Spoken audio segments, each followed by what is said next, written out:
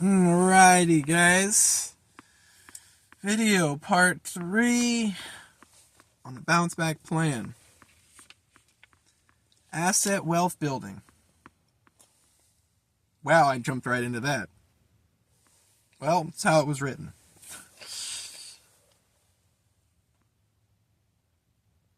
Okay, so what I got here is just basic.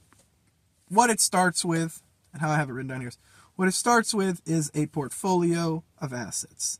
So once you've got your stated routine, you've got your, your spot, your setup, your little routine, whatever it is, you've got your income, you're making, say, $1,200 a month, and $500 is for your place or your living, your gas and whatever for your setup. And then you've got your other stuff all kind of figured out. You want to figure out what you're doing with the budget that puts it into your asset wealth collection. You want to start to get yourself into a stable place. You want to start building your assets while you're even when you're on the streets and homeless. You want to start building that asset when you have that tiny bit of income. Tiny bit, anything. Even if it's just $100, you take that 20, you put it aside. Eventually it reaches its own 100. Now you got 10% of that. That's $10. What do you want to do with that 10%? You want to turn that into money that's going to be able to work for you. Make your money work for you starting small.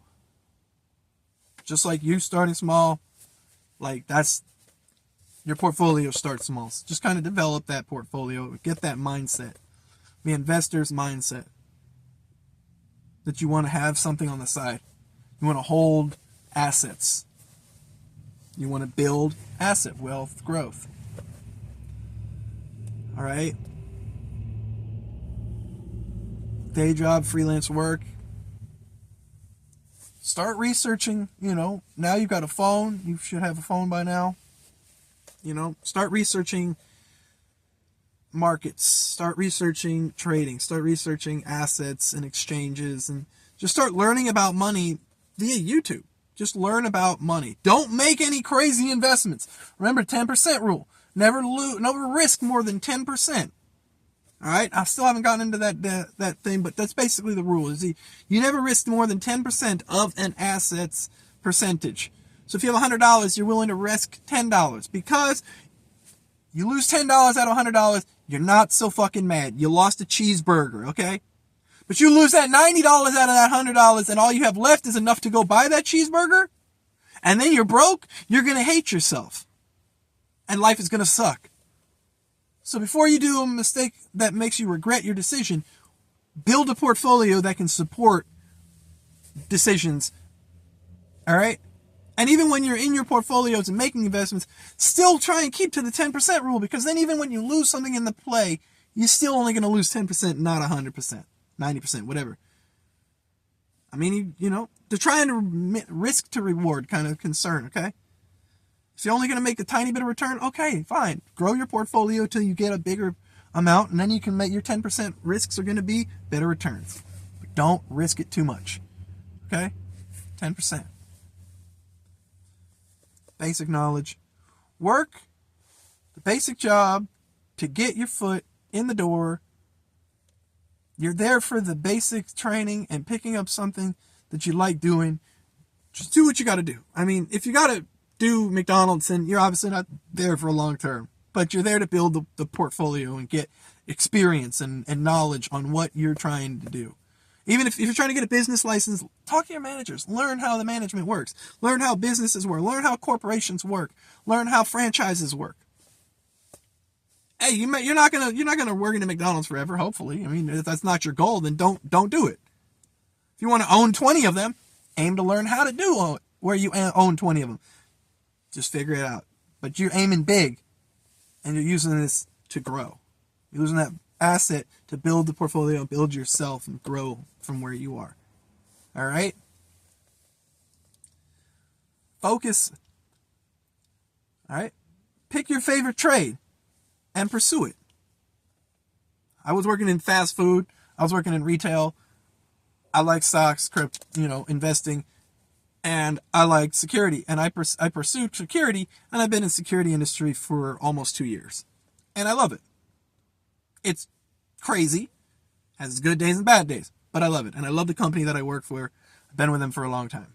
I've been with him the whole time pretty much. I started with this company, I'm staying with this company, and yeah, good people, very good people. My boss, big boss man, you know who you are, Bob. You know who you are. You are the man. You're the man. You know who it is. Now, one of the things is that you got to focus on your work. Do your job. Focus on establishing your capital and use the capital to pursue your dreams. Do your job. Okay, it might suck. You might be a janitor at a gas station. You could be a McDonald's, maintenance guy in the morning who's got to clean up a bunch of shit and graffiti and stuff. That's what I did that, all right? And it sucked. But do it because you have a bigger plan going on. You know that you do this for 2 more weeks, you're going to get another paycheck, you're going to get another bit of percentage that you can add to your investment portfolio. You focus on that investment portfolio. You don't worry about these people and this whole line, this nonsense. You're working on a bigger goal. Worry about your bigger goal. If you're going to worry at all. Otherwise, be a warrior, a straight up warrior, and fight through all that nonsense. Because that's what the book says. Be a warrior, not a warrior. All right, now it's a tricky one because it sounds like it's the same thing coming out of my mouth. But I think you all know what I mean. Now, when you get that stuff and you're doing what you're doing, ask yourself what you want in life. What do you want out of life? When you got there, you're doing the jobs, you're doing the things, you're pursuing what you want to do. What do you want out of it? All right? At that time, I wrote life coach, investor, realtor, security officer. I wrote security officer in there. What am I doing right now? I'm a security officer. The plan works. All right? They go from straight up homeless to a state registered security officer.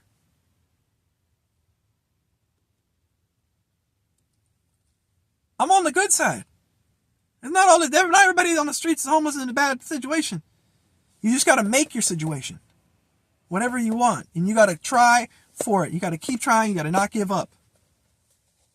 All right? You got to follow through. Follow through. Okay? Why you follow through?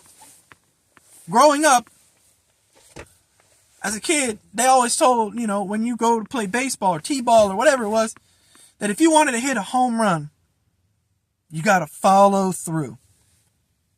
Follow through with a swing. And then when I became an investor, and I did better off at swing trades, long term, the key to a swing trade is you follow through with the play. You don't get panicked at like, oh my God, panic sell, panic buy, blah, blah, blah, blah, blah, blah, blah. You follow through with the set play. You know your entry, you know your exit, you know you're in, you know you're out. You make your play. You literally know what you're going to lose and how much you're going to gain, when it's going to come out, how much you're going to gain, and if it's going to hit the stop loss, when you're going to go out. Maximum loss I'm going to take, that. Boom. You already know before you even commit to the play. And that 10%, that's that ratio right there. That's as much as you want to be risking. You have $10,000, it's $1,000.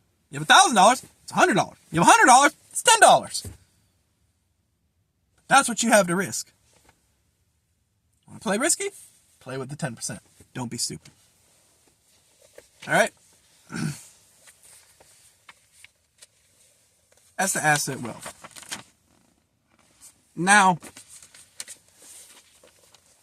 part of that goes into some other material. Let me see what we got. Yes, mind and matter and the upgrade plan.